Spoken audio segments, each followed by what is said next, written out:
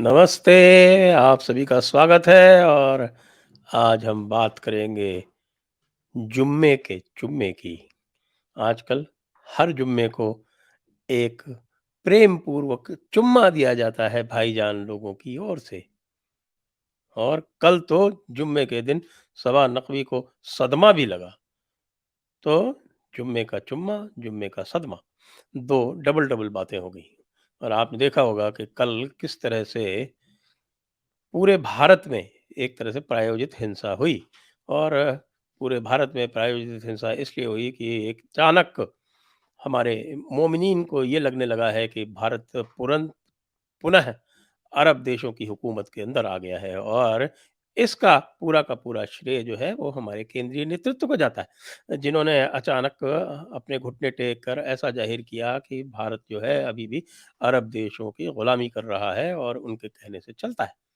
लेकिन ये जो जुम्मे वाला जो मामला है, ये बहुत गहरा है। आप यदि देखिए कि लोग बार-बार पूछ रहे हैं कि ये जुम्मे के बाद ही ऐसा क्यों होता है? देखिए, जुम्मे के दिन एक खुतबा दिया जाता है। खुतबा का मतलब होता है एक ये जो इमाम होता है उसकी एक एड्रेस होती है, उसकी एक तकरीर होती है। उस तकरीर में तरह-तरह के संदेशे दिए जाते हैं। वो संदेशों का एक पुराना इतिहास है। भारतीय उपमहाद्वीप में आपको मैं उसका इतिहास बता देता हूँ। उसका इतिहास इस प्रकार से है कि जब यहाँ पर मुस्लिम सत्ता पहली-पहली बार आई थी, तो जुम्मे का जो खुतबा था, वो खलीफा के नाम से पढ़ा जाता था। यानी कि उस वक़्त जो थी, वो खलीफत अब्बासी हुआ करती थी, बगदाद में। तो वो खलीफत अब्बासी के नाम से खुतबे पढ़े जाते थे। 1258 तक ये खलीफत अब्बासी थी। 1258 से लेकर भी वैसे तो खलीफत अब्बासी रही, लेकिन बाद में फिर खलीफत उस्मानिया आ गई। और खलीफत उस्मानिया जब आई उस वक़्त फिर यहाँ पर बाद में मुग़लों का जब राज आ गया तो अकबर के वक़्त पे ये जो खुतबा जो फ्राइडे का खुतबा जो होता था, जुम्मे का खुतबा, ये खलीफा के नाम से ना पढ़ा जाकर वो बादशाह के नाम से पढ़ा जाने लगा और ये बादशाह के नाम से खुतबा आप देखिए पूरे भारत में 1857 तक चलता रहा। यानी 1857 तक यद्यपि मुगलों का हाल ये था कि वो एक तरह से मराठों के दास हो चुके थे और मराठा भगवा जो था वहाँ पर मुगलई परचम के साथ में लाल किले पर फहराता था। लेकिन उसके बाद भी नाम तो मुग़ल बादशाह का था और उनके नाम से खुतबा चलता था। 1857 में जब अंग्रेज़ों ने क्रांति को कुचला और ख़ास तौर से जो हमारे जो भाईजान लोग थे और जो बड़े-बड़े अशराफ थे, उनको सबको फांसी पर चढ़ाया, सूली पर लटकाया और तोपों से उड़ाया, तो उसके बाद फिर इतनी दहशत आ गई भाईजान लोगों में कि उन्होंने वो खुतबा पढ़ना बंद कर दिया और बिना किसी खलीफा के, बिना किसी बादशाह के, बगैर नाम के खुतबे जारी होने लगे। तो जो बगैर नाम के खुतबे 1897 तक चले। उसपे 1897 से उसी 1890 के दशक में अ, खिलाफत उस्मानिया, जिसको हिंदी में यदि हम खलीफत कहें तो ज़्यादा अच्छा होगा क्योंकि खिलाफत से कई बार विरोधाभासी शब्द उत्पन्न होते हैं। वैसे खिलाफत जो है ये एक अरबी शब्द है, जिसका मतलब होता है खलीफा की सत्ता। लेकिन उसका यदि हम हिंदी रूपांतरण करें तो खलीफत ही ठीक रहेगा। तो इस खिलाफत उस्मानिया ने जब ग्रीस को हरा दिया 1890 के दशक में, तो भाईजान लोगों में अचानक एक उत्साह का संचार हुआ और उस उत्साह के संचार में 1897 से पूरे भारत में खुतबे दोबारा से खिलाफत उस्मानिया के नाम से यानी कि उस्मानी खलीफा के नाम से दिए जाने लगे। और इसी को जब अंग्रेज़ों ने हिलाना शुरू किया प्रथम विश्व युद्ध में, तब वो खिलाफत आंदोलन हुआ क्योंकि भाईजान लोगों को ये लगा, भाईजान का मतलब समझते हैं ना? हमारे यही अशराफ मुल्ला मौलाना लोग।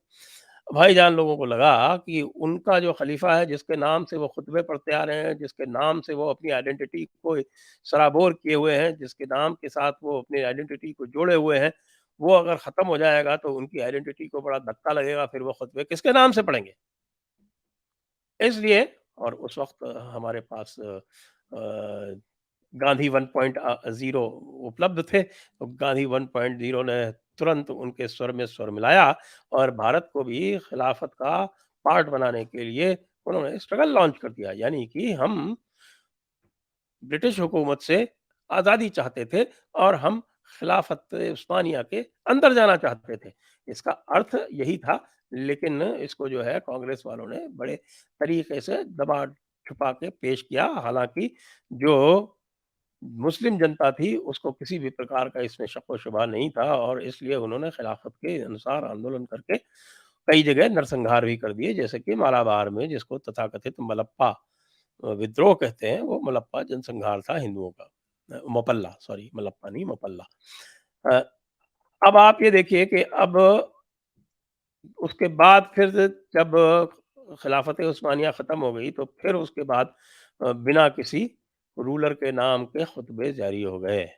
लेकिन अचानक अभी ये हुआ है कि अचानक इनको सबको लगा है कि साहब कि अभी भी जो है हम खुतबा अब क़तर के नाम से पढ़ सकते हैं। सऊदी अरब वाले तो भाव दे नहीं रहे, सऊदी अरब वाले तो तरह-तरह की उल्टी-पुल्टी बातें भी करने लगे हैं कि वो हदीस ख़त्म कर देंगे वग़ैरह-वग़ैरह। लेकिन क़तर के नाम से इनमें जो है अब वो खुतबे जारी करने का एक विचार बन पड़ा है कि अब हम खुतबे जो है वो क़तर के नाम से इसलिए जारी करेंगे क्योंकि हिंदुस्तान ने क़तर के सामने सरेंडर कर दिया है। इसी उत्साह के अतिरेक में आप देखिए कि बहुत सारे कार्य हो रहे हैं। हमारी सबा नकवी जी उन्होंने पहले जो आरंभ में जिसका आरंभ हुआ इस पूरे नूपुर शर्मा प्रकरण का जहाँ से आरंभ हुआ है, वो शिवलिंग के प्रति जो इन्होंने अशोभनीय भाषा हमारे भाईजान लोगों ने विशेषकर से देखिए काम सारा भाईजान लोग ही करते हैं क्योंकि जो बाकी जो 95 से 99% जो और जो हैं वो सिर्फ़ तक़लीद करते हैं, उनका काम केवल नकल करना है, ऐसा किताबों में लिखा हुआ है। फ़िक़्ह की किताबों में ये बिल्कुल स्पष्ट है कि हनफ़ी मज़हब के लोग जो हमारे जो सुन्नी मज़हब जो है, उसके जो हनफ़ी मज़हब जो भारत में पूरे उपमहाद्वीप में जो चलता है, उसमें ये स्पष्ट लिखा हुआ है कि आपको सिर्फ़ आलिम उलमा की नकल करनी है, अक़ल का इस्तेमाल करेंगे तो आप दोज़ख में जाएँगे।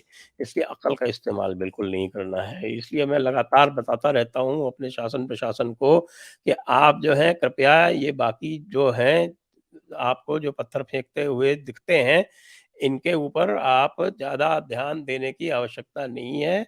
आप तो उनको देखें जो इन हाथों को ऑपरेट करते हैं, जिनकी ये लोग तक़लीद करते हैं।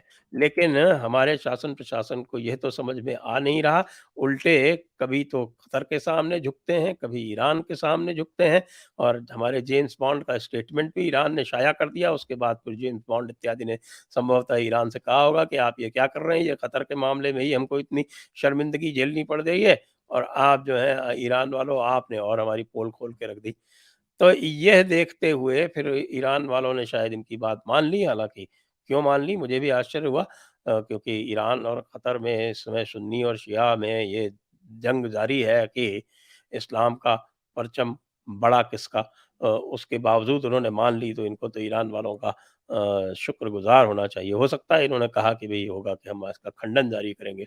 क्योंकि जो भी बात हुई वो प्राइवेट में हुई कि हम इसका एग्ज़ाम्पल बनाएँगे। किसका एग्ज़ाम्पल बनाएँगे? नूपुर शर्मा का। लेकिन मुझे लगता है कि ये जो इतना सोशल मीडिया पर आउटरेज हुआ है, उसका इतना असर तो ज़रूर हुआ है कि जेम्स बॉन्ड इत्यादि जो हैं वो अभी दुबके हुए हैं। और दिल्ली पुलिस ने भी एफआईआर जब जारी की है तो उसमें उन्होंने मंकी बैलेंसिंग की है। मंकी बैलेंसिंग का मतलब होता है कि दोनों तरफ की एफआईआर जारी करना। हालाँकि यदि देखा जाए तो जो तथाकथित जिसको हम कह रहे हैं कि साहब को किसी प्रकार की ईश निंदा हुई है, तो ईश निंदा तो ईश्वर की होती है। ख़ैर यहाँ पर अ, हमारे मोमिनीन ने, हमारे भाईजान लोगों ने इसको इतना विस्तार दे दिया है कि आजकल तो कोई किसी इमाम के खिलाफ भी कुछ कहे तो उसको भी ये ब्लास्फेमी कह के हल्ला-गुल्ला शुरू कर देते हैं। और हमारी सरकारें जो हैं बजाय फैक्ट पे जाने के सिर्फ़ ये देख के कि भई आउटरेज जो हो रही है, जो हल्ला-गुल्ला हो रहा है, जो बवाल हो रहा है, कौन कितना बड़ा बवाल काट रहा है, उस बवाल के अनुपात में ये तय करती हैं कि भई ये ब्लास्फेमी या ईश निंदा हुई या नहीं हुई। नितांत मूर्खता की बात है, लेकिन आप जानते हैं कि शासन-प्रशासन में मूर्खता जो है कई बार उसकी पर्यायवाची बन जाती है। वही आजकल होता दिख रहा है। लेकिन प्रॉब्लम तो तब आई जब सबा नकवी ने जिन्होंने भाभा एटॉमिक रिसर्च सेंटर का जो उसका जो गुंबज वहाँ पर बना हुआ है गोल, उसको यह कहा कि किसी ने मुझको ये भेजा है कि ये भी शिवलिंग की तरह लगता है। तो अब हम सबा नकवी और इलियास शरफुद्दीन और इत्यादि जो है इन मूर्खों से तो क्या बात करें। भाई देखिए कि ऐसा है कि हमारे यहाँ भी चक्रों का, आप जानते हैं चक्र, मूलाधार चक्र, तो जिसकी एनर्जी जो है मूलाधार चक्र में है, जिसको हम कहते हैं कई बार कि भाई जिनका दिमाग जो है वो सेक्स ऑर्गन्स में ही बैठा हुआ है, उनको किसी भी वस्तु में सेक्स ऑर्गन्स के अलावा कुछ नहीं दिखेगा, क्योंकि लिंग का मतलब होता है स्वरूप। और स्वरूप जो है जब हम शिवलिंग का जो देखते हैं वो स्तंभ स्वरूप है। ये कई बार मैं बता चुका हूँ। और स्तंभ क्या है? वो स्तंभ जो है वो आपके शरीर और आपकी चेतना में जो संबंध स्थापित करता है वह स्वरूप है। यानी कि आप देखें कि जो शिवलिंग का जो स्वरूप होता है वो सबसे नीचे उसके 3 भाग होते हैं। जो आपको ऊपर दिखता है स्वरूप वह है रुद्र भाग, उसके बीच में स्वरूप होता है अष्टाकार, उसको बोलते हैं विष्णु भाग, और तीसरा जो सबसे नीचे होता है वह होता है चौकोर, और उसको बोलते हैं ब्रह्म भाग। ऐसा क्यों होता है? क्योंकि वह आपके मन, बुद्धि और चेतना, इन तीनों में सामंजस्य दिखाता है। तो मन, बुद्धि और चेतना के सामंजस्य दिखाने वाला यह स्तंभ है, अलग-अलग रूपों में। तो यह आप इसकी आप बिल्कुल कल्पना नहीं कर सकते कि जिनकी बुद्धि जो है, पूरा इतिहास देख लीजिए, पूरी सारी उनकी पुस्तकें देख लीजिए, कि जो जन्नत भी है वो किस लिए है कि साहब वहाँ आपको बहुत अच्छा सेक्स करने का मौका मिलेगा। तो जिस जहाँ जन्नत का भी यही मतलब हो कि आप वहाँ जाकर एक फिज़िकल एन्जॉयमेंट करेंगे, जिसमें स्पिरिचुअलिटी का कोई मतलब नहीं है, जिसमें कोई अध्यात्म नहीं है, वो एक ऐसे दर्शन का अर्थ कैसे समझ सकते हैं जिसमें अधिभौतिक, अधिदैविक और आध्यात्मिक, ये तीनों के दृष्टिकोण अलग-अलग होते हैं, और अंततः आध्यात्मिक चेतना से आपको ब्रह्म में लीन होने का संदेश, जिसको मुक्ति और मोक्ष कहते हैं, वह होता है। तो अब सबा नकवी के साफ-साफ खिलाफ एफआईआर दर्ज हो गई। सबा नकवी के खिलाफ एफआईआर दर्ज हुई तो आप कल, जितने भी कल के उठाकर आप देख लें, बहुत सारे जो तथाकथित अशराफ इंटेलेक्चुअल्स हैं, उनके हैंडल देखिए आप, कि अरे बहुत हो गया, अब इसको ज़्यादा मत करो, अरे देखिए हमारे उल्टा हो जाएगा, देखिए तशद्दुद से किसी को फ़ायदा नहीं है, अरे देखिए सबा नकवी के खिलाफ भी एफआईआर दर्ज हो गई, देखिए हमारे 2 लोग मारे गए, देखिए ये सब अब गड़बड़ हो रहा है, हमें जो है समर्थन चाहिए था, हमें बाहरी देशों का समर्थन मिल चुका है, हमारी मॉरल विक्ट्री हो चुकी है, देखिए अब ऐसा मत कीजिए। इस तरह के पैनिक रिएक्शन कल आने लगे, और सबा नकवी जी ने तो ख़ैर बहुत गज़ब का काम ये किया कि एक आईडब्ल्यूपीसी है कोई, इंडियन वीमेंस प्रेस कोर, जिसका नाम मैंने भी पहली बार सुना। वो इंडियन वीमेंस प्रेस कोर की तरफ से उन्होंने बयान जारी करवा दिया कि सबा नकवी के खिलाफ हुई एफआईआर जो है वो बहुत गलत हुई है।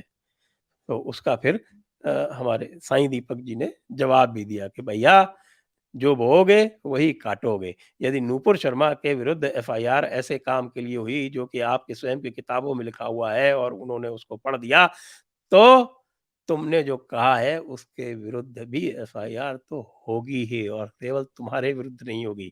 अभी हमारा ज़ू बेयर बाकी है। वो जबरा नहीं, सॉरी जबरा नहीं, पंक्चर वाला। जबरा तो वो दूसरा है, क्या नाम है उसका? अभिनंदन। तो अ, उसके विरुद्ध एफआईआर तो होगी ही।